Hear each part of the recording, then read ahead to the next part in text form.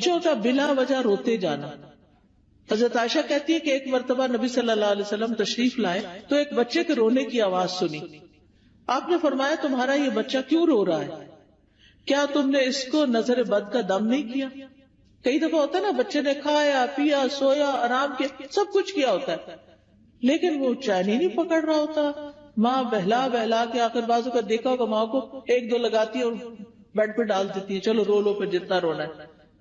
حالانکہ وہ بیچارہ کسی تکلیف میں مبتلا ہوتا ہے، اس وقت اس پہ سورت فاتحہ پڑھ کے دم کرنا چاہیے کیونکہ وہ ڈسٹرب ہوتا ہے. بعض بچے ہائپر ایکٹیو ہوتے ہیں، بے وجہ خواہ مخواہ میں ماں کو ٹیچرز کو سب کو تنگ کرتے رہتے ہیں. تو ایسے بچوں کا بھی علاج کرنا چاہیے، صرف دوا سے نہیں بلکہ دم وغیرہ سے بھی. اسی طرح بعض بچے کمزور ہو جاتے ہیں، یعنی بہت سوکھے اور بالکل ان کی ہیلتھ اچھی نہیں ہوتی. تو آپ نے حضرت اسماء بنت امیس سے کہا کہ میں اپنے بھائی کے بچوں کو دیکھتا ہوں، جعفر جو کزن تھے آپ کے، کہ ان کے جسم بڑے دبلے پتلے ہیں، کیا ان کو فقر و فاقہ ہے، کھانے کو نہیں ملتا؟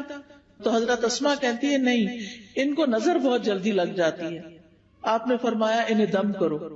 انہوں نے آپ کے سامنے چند کلمات پیش کیے تو آپ نے فرمایا انہیں دم کرو، یعنی ان کے اوپر دعائیں پڑھ کے پھونکو. اور دم کرنے کا بہترین طریقہ سورت فاتحہ پڑھے، آیت الکرسی پڑھے، معوذتین پڑھے اور پھونک مار دیں.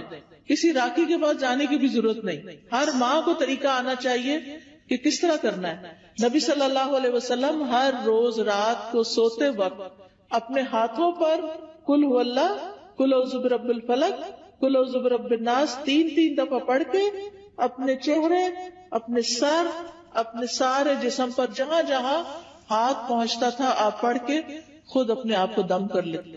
پوری زندگی کا آپ کا معمول تھا. ہم سب کو بھی اپنے اوپر روز رات کو سوتے وقت خود دم کرنا چاہیے.